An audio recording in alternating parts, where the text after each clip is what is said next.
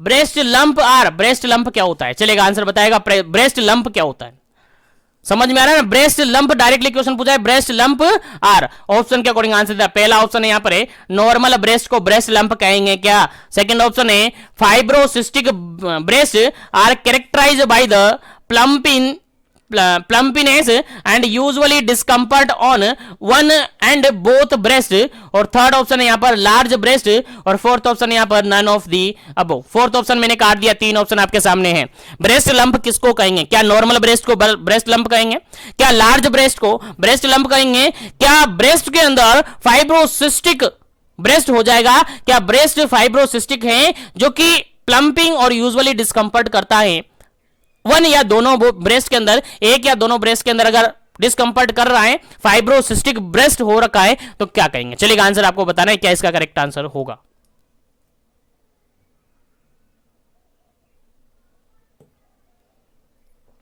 चलेगा यहां पर अगर बिल्कुल करेक्ट आंसर की अपन बात करें, बिल्कुल करेक्ट आंसर की अपन बात करें तो वहां पर बिल्कुल करेक्ट आंसर होता है ब्रेस्ट लंप क्या होता है, जनरली जो फाइब्रोसिस्टिक ब्रेस्ट होता है उसी को क्या कहते हैं अपन, उसी को क्या कहते हैं अपन, ब्रेस्ट लंप कहते हैं, फाइब्रोसिस्टिक ब्रेस्ट को ब्रेस्ट लंप कहते हैं, जिसके कारण से ब्रेस्ट के अंदर प्लम्पनेस देखने को मिलेगी जो कि डिस्कंफर्ट कोज करेगी एक या दोनों ब्रेस्ट के अंदर। याद रखिएगा फाइब्रोसिस्टिक ब्रेस्ट को अपन क्या कहेंगे, ब्रेस्ट लंप कहेंगे, याद रहे, याद रहे, इंपॉर्टेंट क्वेश्चन है, भूलना नहीं है। चलेगा आगे बढ़ता हूं मैं नेक्स्ट क्वेश्चन पर।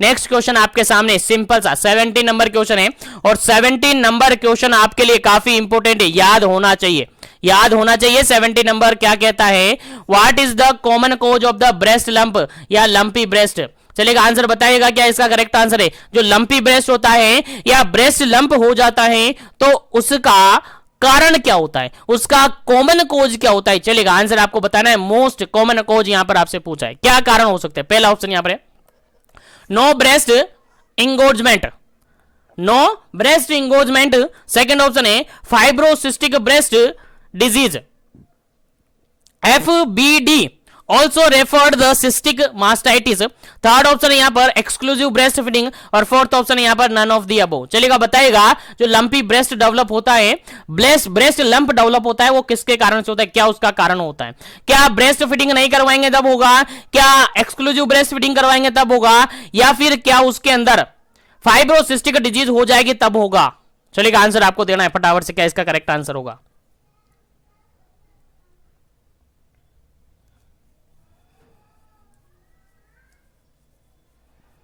चलेगा जनरली अपन कहते हैं, जो कॉमनली अगर कहें तो ब्रेस्ट लंप का कारण बनता है आपका फाइब्रोसिस्टिक डिजीज, फाइब्रोसिस्टिक डिजीज, और फाइब्रोसिस्टिक डिजीज कहां पर, ब्रेस्ट के अंदर। फाइब्रोसिस्टिक ब्रेस्ट डिजीज जो कि जनरली कही जाती है सिस्टाइटिक या सिस्टिक मैस्टाइटिस, सिस्टिक मास्टाइटिस कही जाती हैं, यही कारण होता है आपका ब्रेस्ट लंप का, यही कारण होता है आपका ब्रेस्ट लंप का। याद रखिएगा, भेजे में बिठा लीजिएगा, दरवाजा खोल के भेजेगा, घुसा लीजिएगा, आपके एग्जाम में पूछा जा सकता है। चलेगा आगे बढ़ते हैं, सेशन को लाइक शेयर करते रहेगा, चैनल को सब्सक्राइब कर लीजिएगा ताकि आगे सेशन आपको मिलता रहे। चलेगा नेक्स्ट क्वेश्चन की बात करते हैं।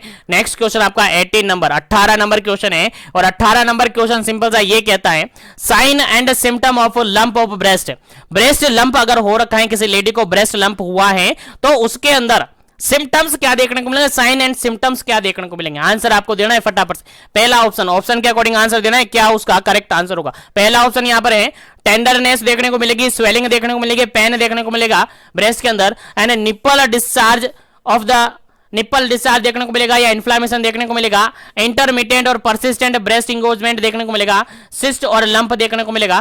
थर्ड सेकंड ऑप्शन यहां पर exclusive milk flow from the breast, breast से ऑटोमेटिकली एक्सक्लूसिव ब्रेस्ट फ्लो होगा, मिल्क फ्लो होगा, एक्सेसिव मिल्क फ्लो वहां पर देखने को मिलेगा। उसके अलावा थर्ड ऑप्शन है no breast feeding by the newborn, newborn के थ्रू ब्रेस्ट फीडिंग नहीं हो पाएगी, और फोर्थ ऑप्शन यहां पर ए एंड बी। चलेगा क्या इसका करेक्ट आंसर होगा, आंसर आपको देना है, फटाफट कीजिएगा, जल्दी कीजिएगा, क्या इसका करेक्ट आंसर 18 नंबर क्वेश्चन का क्या करेक्ट आंसर है।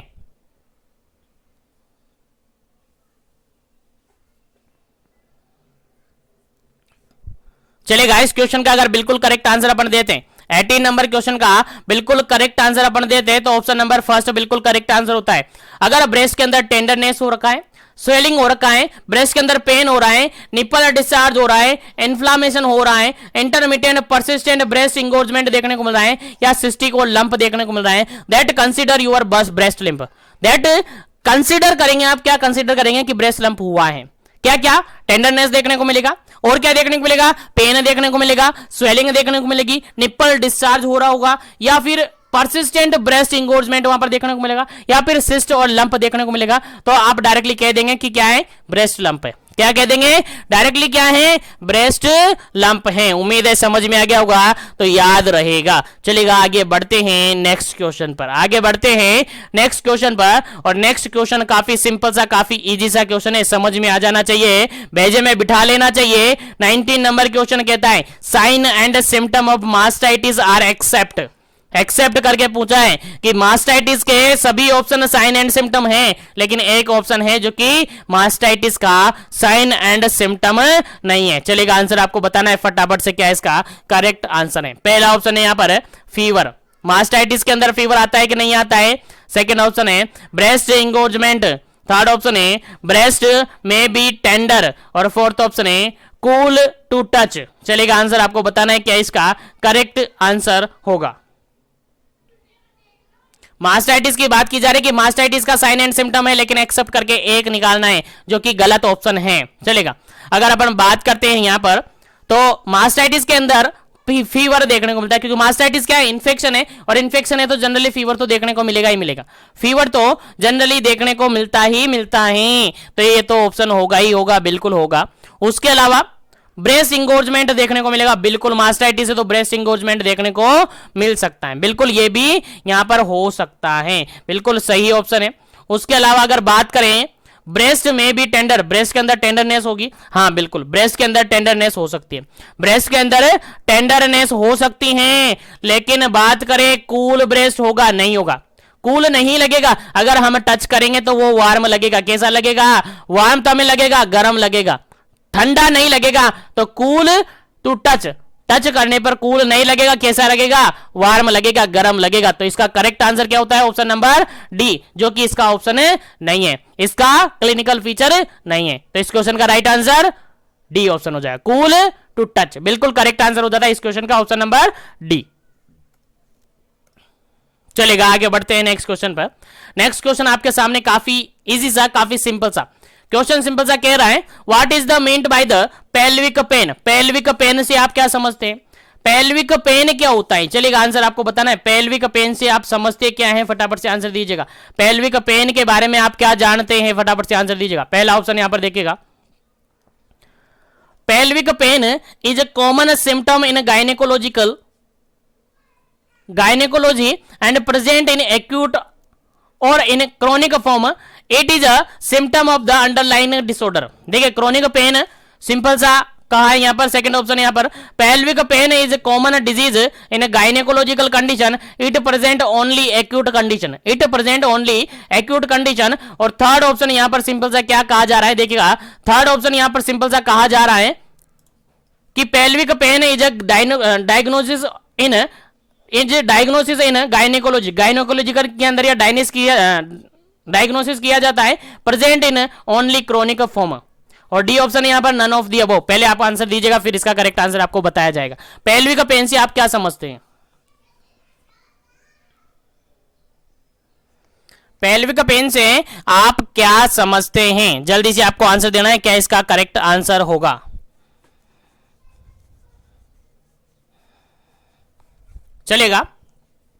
चलेगा इस क्वेश्चन का बिल्कुल करेक्ट आंसर अगर अपन देते हैं, बिल्कुल करेक्ट आंसर अपन देते हैं तो देखिएगा केवल ये क्रोनिक होगा, गलत बात है, क्रोनिक नहीं, दोनों ही हो सकता है। केवल एक्यूट होगा नहीं, एक्यूट क्रोनिक दोनों हो सकता है, दोनों मैंने ऑप्शन काट दिया, ये भी मैंने काट दिया। डी ऑप्शन यहां पर, सॉरी ए ऑप्शन बिल्कुल करेक्ट आंसर होगा। देखिएगा pelvic pen common symptom in gynaecology, gynaecology के अंदर जनरली पेन देखने को मिलता है और पेल्विक पेन देखने को मिल सकता है, ठीक है। और आगे लिखा है it present in acute form और इन क्रोनिक फॉर्म, एक्यूट और क्रोनिक दोनों फॉर्म में ये अवेलेबल हो सकता है।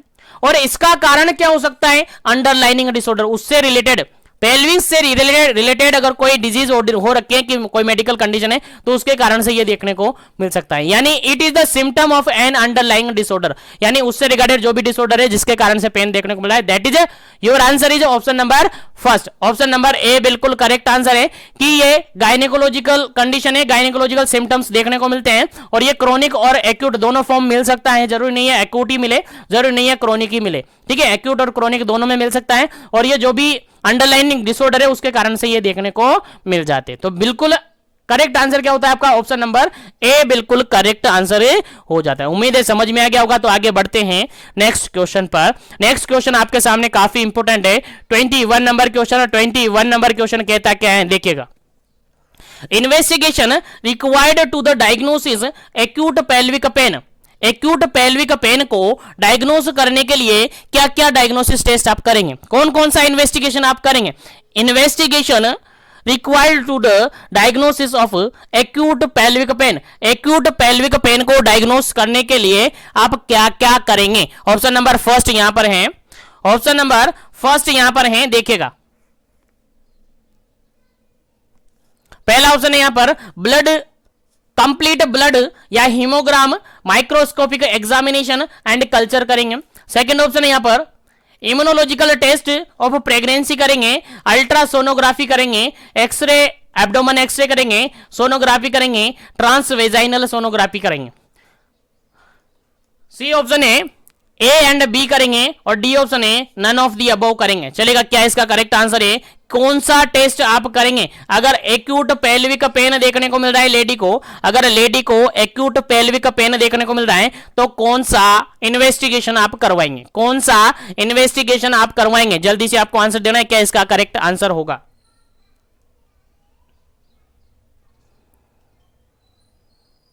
चलिएगा, यहां पर अगर अपन बात करते हैं तो पहला ऑप्शन और सेकंड ऑप्शन दोनों ही सही है, क्योंकि यहां पर आप कंप्लीट ब्लड और हीमोग्राम या माइक्रोस्कोपिक एग्जामिनेशन और कल्चर दोनों करवा सकते हैं। उसके अलावा इम्यूनोलॉजिकल टेस्ट करवा सकते हैं, यूरिन से रिगार्डेड इम्यूनोलॉजिकल टेस्ट यानी प्रेगनेंसी से रिगार्डेड करवा सकते हैं। सोनोग्राफी एब्डोमेन एक्सरे करवा सकते हैं, सोनोग्राफी ट्रांसवेजाइनल सोनोग्राफी करवा सकते हैं, यानी दोनों ही टेस्ट आप यहां पर करवा सकते हैं। इसलिए आपका राइट आंसर क्या होता है, ऑप्शन नंबर सी होता है। क्या होता है, ऑप्शन नंबर सी होता है, क्योंकि दोनों टाइप के टेस्ट आप यहां पर करवा सकते हैं, ब्लड से रिगार्डेड टेस्ट करवा सकते हैं और इम्यूनोलॉजिकल टेस्ट यहां पर करवा सकते हैं।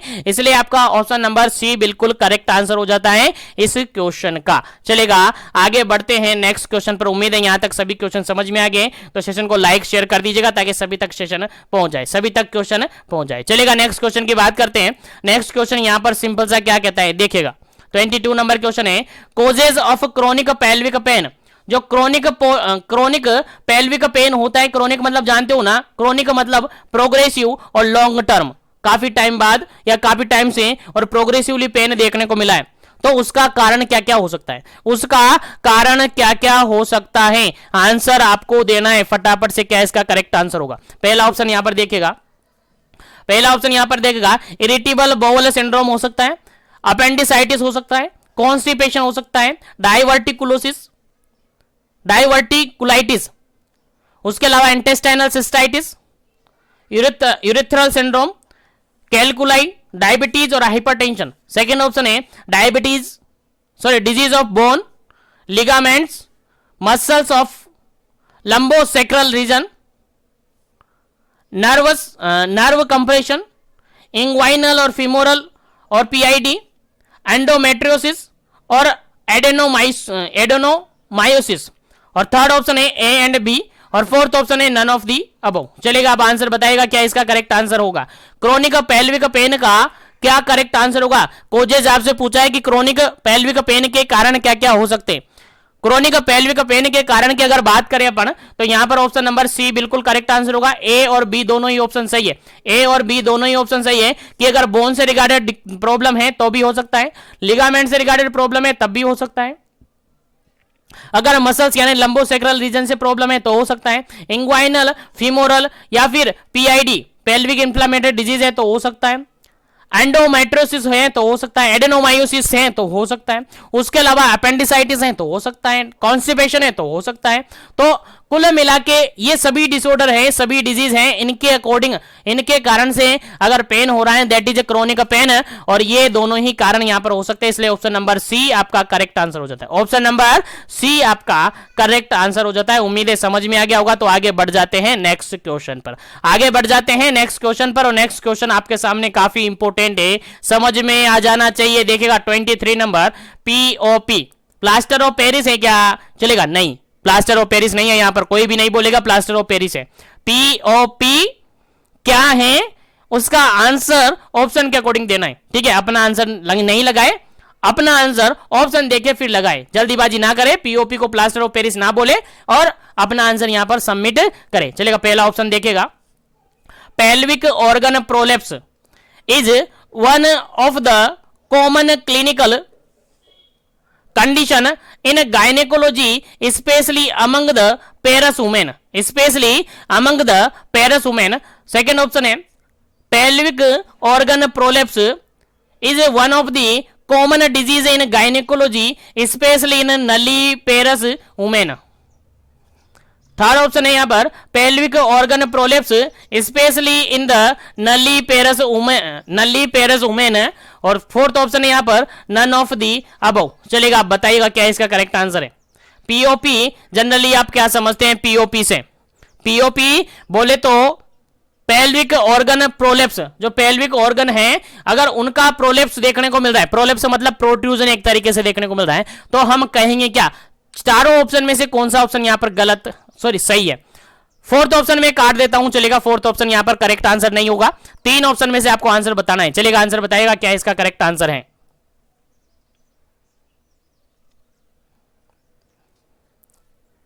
चलेगा, जनरली अगर अपन बात करें तो ऑप्शन नंबर ए बिल्कुल करेक्ट आंसर होगा, क्योंकि जो पेल्विक ऑर्गन प्रोलेप्स होते हैं, जो पेल्विक ऑर्गन है उनका प्रोट्रूजन होता है जनरली नलीपेरस जो वुमेन है, नलीपेरस जो वुमेन है उनके अंदर देखने को नहीं मिलता है, काफी कम देखने को मिलता है, काफी कम, ठीक है। तो इसको अपन यहां पर आंसर नहीं मानेंगे। जनरली जो अगर पेल्विक ऑर्गन प्रोलेप्स होते हैं तो जनरली ये पेरस वुमेन के अंदर देखने को मिलता है। पेरस मतलब प्रेग्नेंट वुमेन के अंदर देखने को मिलते हैं, जो प्रेग्नेंट हो चुकी है उनके अंदर जनरली ये देखने को मिलते हैं। तो याद रखिएगा, पेरस वुमेन के अंदर जनरली क्या होते हैं? पेल्विक ऑर्गन प्रोलेप्स देखने को मिलता है। तो pelvic organ prolapse is one of the common clinical condition in gynaecology, gynaecology के अंदर कॉमन क्लिनिकल कंडीशन है जो कि स्पेशली पेरस वुमेन के अंदर देखने को मिलती है। किसके अंदर? पेरस वुमेन के अंदर जनरली देखने को मिलती है। याद रखेगा, इंपॉर्टेंट क्वेश्चन है। ऑप्शन नंबर फर्स्ट बिल्कुल करेक्ट आंसर है, ऑप्शन नंबर फर्स्ट बिल्कुल करेक्ट आंसर है इस क्वेश्चन का। चलेगा, आगे बढ़ते हैं नेक्स्ट क्वेश्चन पर। नेक्स्ट क्वेश्चन आपका 24 नंबर क्वेश्चन है। 24 नंबर क्वेश्चन काफी सिंपल सा, काफी इंपॉर्टेंट है, काफी सिंपल सा और काफी इंपॉर्टेंट है, जनरली आपको याद होना चाहिए। देखिएगा, the uterus is normally placed in which position, जो आपका यूट्रस है यानी लेडी है, कोई फीमेल है, उसका यूट्रस है जनरली किस पोजीशन में रहता है? जनरली यूट्रस की पोजीशन कैसी रहती है? आंसर आपको बताना है, किस पोजीशन में आपका यूट्रस होता है, यानी लेडी का यानी फीमेल का यूट्रस होता है। आंसर देना है। पहला ऑप्शन है एंटी वर्टेक्स पोजीशन में होता है, सेकंड ऑप्शन है एंटी फ्लेक्स जो होता है, थर्ड ऑप्शन है ante vertex and anteflex दोनों ही होता है, और फोर्थ ऑप्शन यहाँ पर नन ऑफ दी अबव होता है। चलेगा, आंसर आपको बताना है क्या इसका करेक्ट आंसर होगा, जल्दी कीजिएगा क्या इसका करेक्ट आंसर होगा, फिर उसके बाद आगे बढ़ेंगे अपन नेक्स्ट क्वेश्चन पर। चलिएगा, क्या इसका करेक्ट आंसर होगा? नॉर्मली जो यूट्रस होता है वो किस पोजीशन में सिचुएटेड होता है, आंसर आपको देना है, फिर आगे बढ़ेंगे अपन नेक्स्ट क्वेश्चन पर।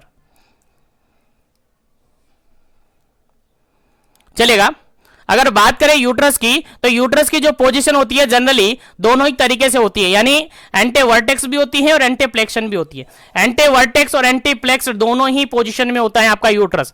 याद रहेगा, इंपॉर्टेंट है, आपके एग्जाम में पूछा जा सकता है कि नॉर्मल जो यूट्रस होता है उसकी पोजीशन कैसी होती है, तो आपको डायरेक्टली आंसर देना है सर एंटी वर्टेक्स और एंटी फ्लेक्शन दोनों ही कंडीशन में होता है। यूट्रस एंटी वर्टेक्ट या एंटी वर्टेटेड या फिर एंटी फ्लेक्स्ड दोनों ही टाइप में होता है। याद रखेगा, इंपॉर्टेंट क्वेश्चन है, ante vertex and anti flexed बिल्कुल करेक्ट आंसर है। चलेगा, आगे बढ़ते हैं नेक्स्ट क्वेश्चन पर, और नेक्स्ट क्वेश्चन यहां पर काफी इंपॉर्टेंट है। देखिएगा, सिंपल सा क्वेश्चन है, टाइप ऑफ पीओपी, पीओपी क्या सर प्लास्टर ऑफ पेरिस नहीं बोलेगा, कोई भी प्लास्टर ऑफ पेरिस नहीं बोलेगा। अभी बोला अपने पेल्विक ऑर्गन प्रोलेप्स है, पीओपी बोले तो पेल्विक ऑर्गन प्रोलेप्स है। तो आपको बताने हैं पेल्विक ऑर्गन प्रोलेप्स के टाइप, पेल्विक ऑर्गन प्रोलेप्स के टाइप आपको बताने हैं कि किस किस टाइप से पेल्विक ऑर्गन प्रोलेप्स होते हैं जनरली, ठीक है, जनरली बात की जा रही। तो पहला ऑप्शन यहां पर है वेजाइनल प्रोलेप्स, सेकंड ऑप्शन है यहां पर यूटेराइन प्रोलेप्स, थर्ड ऑप्शन है यहां पर रेक्टम प्रोलेप्स। चलेगा आंसर आपको बताना है क्या इसका करेक्ट आंसर होगा। ऑप्शन नंबर डी है यहां पर ए एंड बी। चलेगा आंसर दीजिएगा क्या इसका करेक्ट आंसर होगा। पीओपी के टाइप आपको बताने हैं किस टाइप से हो सकता है पीओपी। चलेगा यहां पर अगर बिल्कुल करेक्ट आंसर की अपन बात करें तो जनरली पीओपी की अगर अपन बात करें तो बेसिकली ये दो टाइप में होते हैं, बेसिकली दो टाइप में ये होते हैं। कौन कौन से? वेजाइनल प्रोलेप्स होता है, उसके अलावा यूटेराइन प्रोलेप्स होता है, रेक्टल प्रोलेप्स देखने को यहां पर नहीं मिलता है। तो ऑप्शन क्या होता है यहां पर correct? Option number D correct हो जाता है। ए और बी दोनों ही आपका करेक्ट आंसर है, यानी रेक्टल प्रोलेप्स नहीं होता है, क्या क्या होता है? वेजाइनल प्रोलेप्स होता है और यूटेराइन प्रोलेप्स होता है। वेजाइनल प्रोलेप्स होता है और यूटेराइन प्रोलेप्स होता है। याद रखिएगा, इंपॉर्टेंट क्वेश्चन है आपके एग्जाम पॉइंट ऑफ व्यू से। चलेगा, उम्मीद है यहां तक सभी क्वेश्चन समझ में आ गए होंगे। तो आगे बढ़ते हैं नेक्स्ट क्वेश्चन पर। नेक्स्ट क्वेश्चन आपके सामने 26 नंबर यहां पर है सिस्टोसेल। सिस्टोसेल क्या है? चलेगा आंसर आपको बताना है। सिस्टोसेल किस टाइप का प्रोलेप्स है? सिस्टोसेल किस टाइप का प्रोलेप्स है? आंसर देना है। पहला ऑप्शन है वेजाइनल प्रोलेप्स है, सेकंड ऑप्शन है यूटेराइन प्रोलेप्स है, थर्ड ऑप्शन है यहां पर रेक्टल प्रोलेप्स है, फोर्थ ऑप्शन है यहां पर यूरेथ्रल प्रोलेप्स है। चलिएगा आंसर बताना है क्या इसका करेक्ट आंसर होगा। सिस्टोसेल किस टाइप का प्रोलेप्स है, किसके अंदर इंक्लूड करेंगे? आंसर आपका क्या होगा? बिल्कुल करेक्ट आंसर आपको देना है, फटाफट कीजिएगा, जल्दी कीजिएगा, क्या इसका करेक्ट आंसर होगा।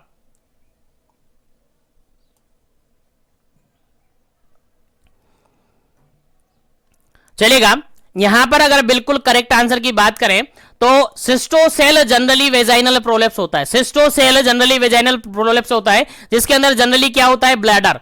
क्या इंक्लूड हो जाता है? ब्लैडर। सिस्ट किसको कहते हैं? सिस्टाइटिस, याद है ना? Bladder, urinary bladder, urinary bladder that is vaginal prolapse, vaginal prolapse.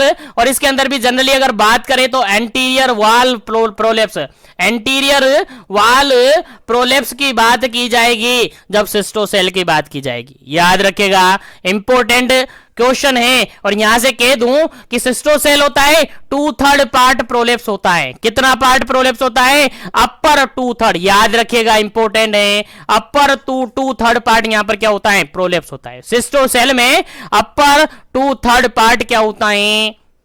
क्या होता है? प्रोलेप्स होता है। याद रखिएगा, इंपॉर्टेंट क्वेश्चन है। आपका आंसर क्या हो जाता है? Option number A. चलेगा, आगे बढ़ जाते हैं अपन नेक्स्ट क्वेश्चन पर। आगे बढ़ जाते हैं नेक्स्ट क्वेश्चन पर। नेक्स्ट क्वेश्चन आपके सामने 27 नंबर क्वेश्चन है। 27 नंबर क्वेश्चन सिंपल सा क्या पूछा जा रहा है, आंसर आपको देना है। और जो भी कनेक्टेड है अभी क्लास में, सेशन को लाइक शेयर कर दीजिएगा। और जो भी चैनल पर पहली बार विजिट करता है, चैनल को जरूर से सब्सक्राइब कीजिएगा ताकि आपको इसी तरीके से कंटिन्यू सेशन मिले और नोटिफिकेशन आप तक पहुंच जाए। चलेगा, नेक्स्ट क्वेश्चन की बात करते हैं। 27 नंबर क्वेश्चन कहता है एंटीरियर वाल वेजाइनल प्रोलेप्स एक्सेप्ट करके पूछा है। देखिएगा, यहां पर ऑप्शन में 3 प्रोलेप्स आपके एंटीरियर वाल वेजाइनल प्रोलेप्स है, लेकिन एक वेजाइनल प्रोलेप्स यानी एंटीरियर वाल वेजाइनल प्रोलेप्स नहीं है। चलेगा, कौन सा करेक्ट आंसर होगा, कौन सा यहां पर नहीं है? चलेगा, पहला ऑप्शन यहां पर देखेगा सिस्टोसेल, जो कि अभी थोड़ी देर पहले बताया मैंने कि हाँ ये क्या है, आपका एंटीरियर वाल से रिलेटेड है। उसके अलावा यूरेथ्रोसेल, उसके बाद सिस्टो यूरेथ्रोसेल, उसके बाद रेक्टोसेल। चलेगा, आंसर आपको बताना है क्या इसका करेक्ट आंसर होगा। आंसर आपको बताना है क्या इसका करेक्ट आंसर होगा। एंटीरियर वाल्व की बात की जा रही है, वेजाइनल प्रोलेप्स की बात की जा रही है, उसके अंदर एंटीरियर वाल्व की बात की जा रही है और गलत आंसर आपको ढूंढना है, यानी कि जो कि वो ऑप्शन है जो कि एंटीरियर वाल्व प्रोलेप्स के अंदर नहीं आता है। तो देखिएगा यहां पर पहला ऑप्शन सिस्टोसेल बिल्कुल एंटीरियर वाल्व के अंदर आता है। यूरेथ्रोसेल ये भी कहां आता है? एंटीरियर वाल के अंदर आता है। और ये दोनों का कॉम्बिनेशन सिस्टो और यूरेथ्रोसेल दोनों ही आता है। बिल्कुल ये गलत आंसर है, ये गलत ऑप्शन है। और आंसर क्या होता है आपका? यही होता है सिस्टोसेल यूरिथ्रोसेल और यूरिथ्रोसिस्टोसेल ये तीनों क्या आते हैं, एंटीरियर वाल के अंदर आते हैं, लेकिन रेक्टोसेल है ये पोस्टीरियर वाल के अंदर आते हैं। कहां आता है जी, पोस्टीरियर वाल्व के अंदर आता है, याद रखिएगा पोस्टीरियर वाल्व के अंदर आता है। एंटीरियर वाल्व के अंदर ये तीनों आते हैं, सिस्टोसेल, यूरिथ्रोसेल और सिस्टो यूरिथ्रोसेल, लेकिन रेक्टोसेल क्या आता है आपका, कहां आता है, पोस्टीरियर वाल्व के अंदर आता है। याद रहे, भूलना नहीं है। चलेगा, आगे बढ़ते हैं नेक्स्ट क्वेश्चन पर। चलेगा, अब आंसर आपको देना है, यहां से क्वेश्चन आपके एग्जाम में पूछा जा सकता है। क्वेश्चन आपसे सिंपल सा ये कहा गया है, सिस्टोसेल होता क्या है। चलेगा, आंसर दीजिएगा, सिस्टोसेल होता क्या है, सिस्टोसेल का मतलब क्या होता है, सिस्टोसेल एक्चुअली में होता क्या है, कौन सा ऑर्गन यहां पर प्रोलेप्स होता है, किसके अंदर यहां पर हर्निएशन देखने को मिलता है। चलेगा, आंसर दीजिएगा। पहला ऑप्शन देखेगा यहां पर क्या आंसर, पहला ऑप्शन क्या है, पहला ऑप्शन है formed by the laxity and descend of the upper 2/3 of anterior vaginal valve and bladder will herniated through the legs anterior wall। देखिए, सिंपल सा क्वेश्चन समझ में आ गया होगा। नेक्स्ट क्वेश्चन, नेक्स्ट ऑप्शन की बात करें, when there is laxity in a lower third of the anterior vaginal wall and urethral herniated through it। Third option है laxity of the middle third of the posterior vaginal wall and adjacent rectovaginal septum and result herniated of the rectum through the legs area। उसके अलावा fourth option की अगर बात करें, none of the above. चलेगा, अब answer आपको बताना है, रेक्टोसेल, सॉरी सिस्टोसेल की बात की जाए, सॉरी सिस्टोसेल की बात की जा रही है, सिस्टोसेल से रिगार्डेड क्या ऑप्शन यहां पर करेक्ट आंसर है। सिस्टोसेल मतलब क्या होता है, सिस्टोसेल मतलब क्या होता है, अभी थोड़ी देर पहले मैंने आपको बताया था सिस्टोसेल क्या होता है, और सिस्टोसेल के रिगार्डिंग मैंने आपसे कहा भी था कि ये 2/3 पार्ट होता है, 2/3 पार्ट ये प्रोलेप्स होता है। 2/3 पार्ट कौन सा, अपर पार्ट, और अपर पार्ट सिस्टोसेल किससे रिलेटेड है, वेजाइनल प्रोलेप्स से रिलेटेड है, और वेजाइनल प्रोलेप्स से कौन सा, एंटीरियर वाल वेजाइनल प्रोलेप्स से रिलेटेड है। अब तो आंसर आपको समझ में आ गया होगा कि एंटीरियर वेजाइनल वाल्व का अपर थर्ड पार्ट क्या हो रहा है, प्रोलेप्स हो रहा है। अपर थर्ड पार्ट क्या हो रहा है, प्रोलेप्स हो रहा है, जिसके कारण से बताया था मैंने सिस्टोसेल किससे रिलेटेड, ब्लैडर से रिलेटेड है, ब्लैडर से रिलेटेड है। हर्निएशन किसको देखने को मिलेगा, ब्लैडर का देखने को मिलेगा। चलेगा, पहला ऑप्शन यहां पर करेक्ट आंसर होता है, पहला ऑप्शन यहां पर करेक्ट आंसर होता है। अगर जनरली अपन कहे सिस्टोसेल की बात, तो सिस्टोसेल के अंदर लेग्जेटी और डिसेंड देखने को मिलता है आपका अपर 2/3 पार्ट।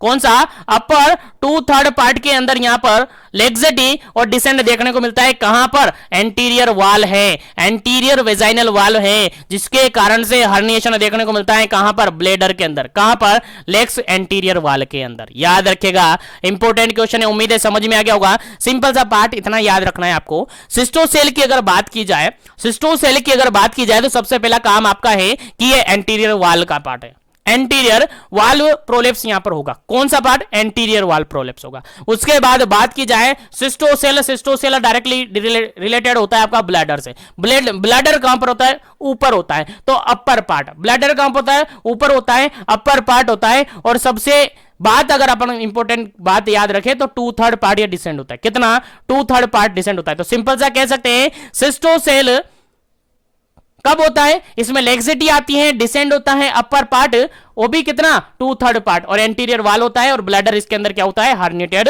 होता है। याद रखिएगा, उम्मीद है समझ में आ गया होगा। तो आगे बढ़ जाते हैं नेक्स्ट क्वेश्चन पर, और नेक्स्ट क्वेश्चन पर यहां से आपके एग्जाम में क्वेश्चन बना जा सकता है, और सभी से रिगार्डेड मैंने क्वेश्चन यहां पर पुटअप कर लिया है, सभी से रिगार्डेड क्वेश्चन बना दिया है ताकि आपको याद रहे। चलेगा, नेक्स्ट की बात करें, यूरिथ्रोसेल।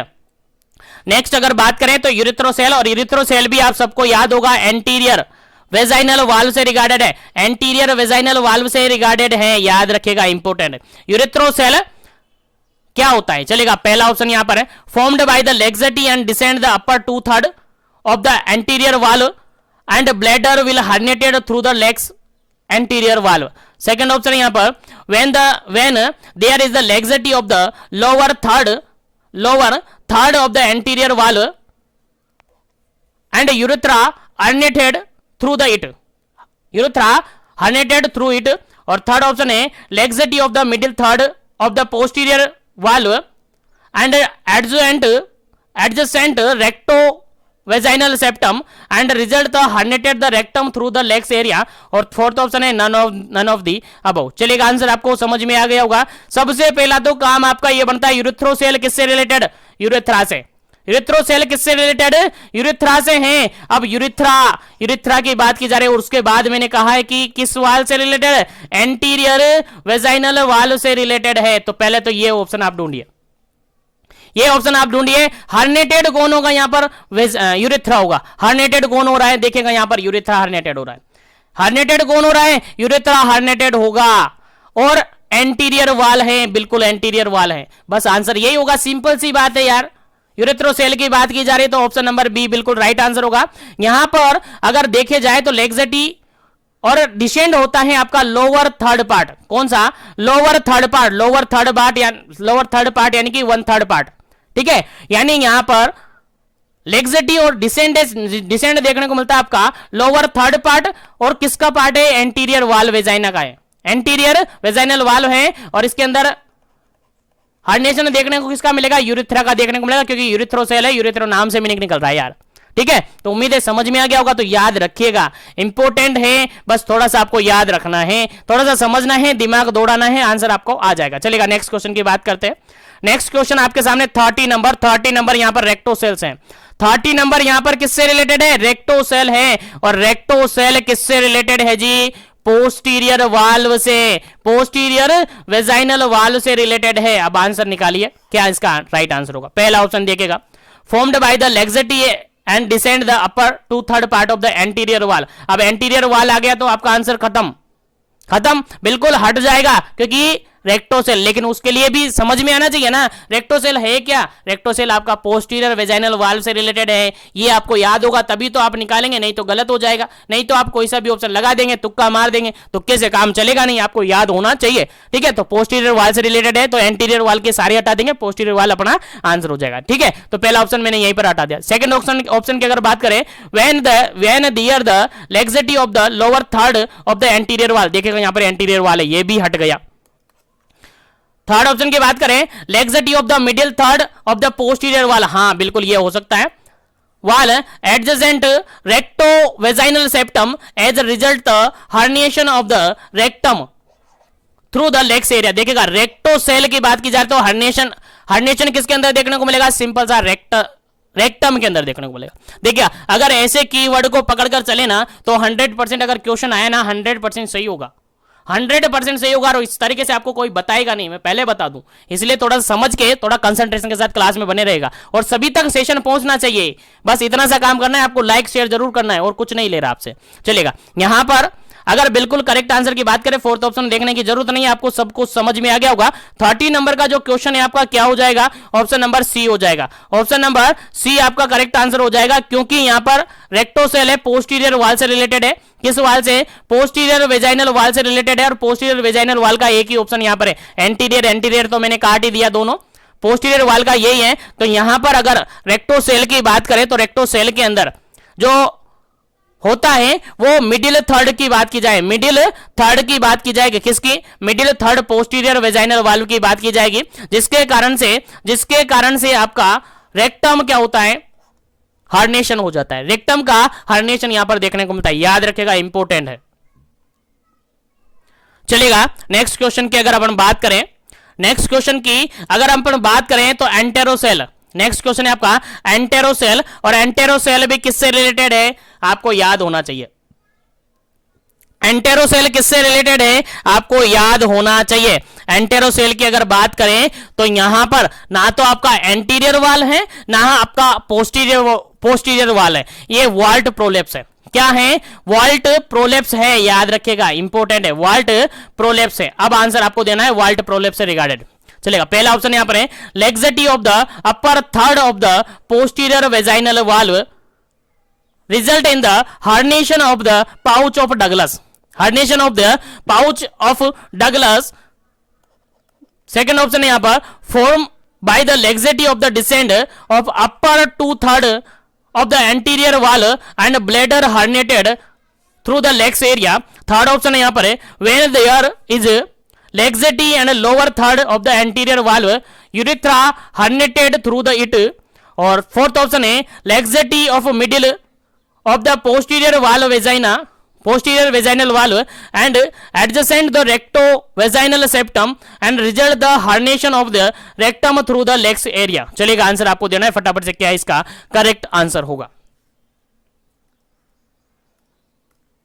चलेगा सिंपल सा यहां पर अगर मैं आंसर आपको बताऊं, सिंपल सा आंसर मैं आपको बताऊं तो सिंपल सा यहां पर ये आपको याद रखना है कि अगर एंटेरोसेल की बात की जाए तो पाउच ऑफ डगलस की बात की जाएगी। किसकी?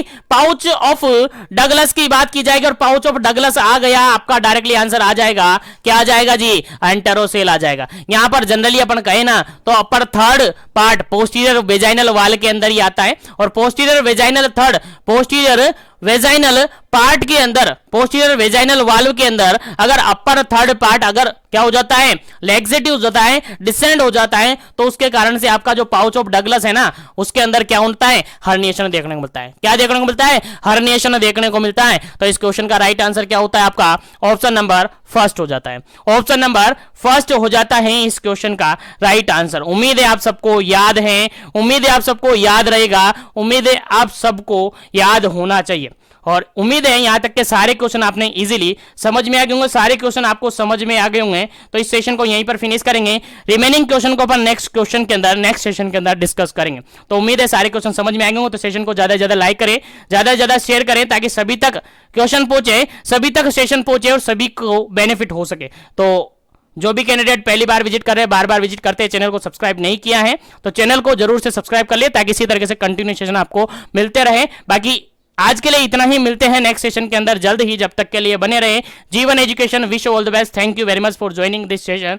जो भी बीपीसीसीएचएन के रिगार्डेड 2000 प्लस समथिंग क्वेश्चन से अगर नहीं जुड़े हैं, जुड़ना चाहते हैं, तो अभी मिशन एजुकेशन ऐप डाउनलोड कर लीजिएगा, प्ले स्टोर पर मिल जाएगा। वहां से इनको, वहां से जुड़ सकते हैं, ज्वाइन कर सकते हैं और इनको इजीली पढ़ सकते हैं। और 100% आपका एग्जाम पेपर इनसे बाहर नहीं जाएगा, क्योंकि सारे ब्लॉग, सारे बुक्स, सारे जो मॉड्यूल्स है मोल्डेड करके यहां से क्वेश्चन निकालकर आपको अवेलेबल करवा दिए हैं। बाकी आज के लिए इतना ही, मिलते हैं नेक्स्ट सेशन के अंदर जल्द ही। जब तक के लिए बने रहे जीवन education. Thank you very much.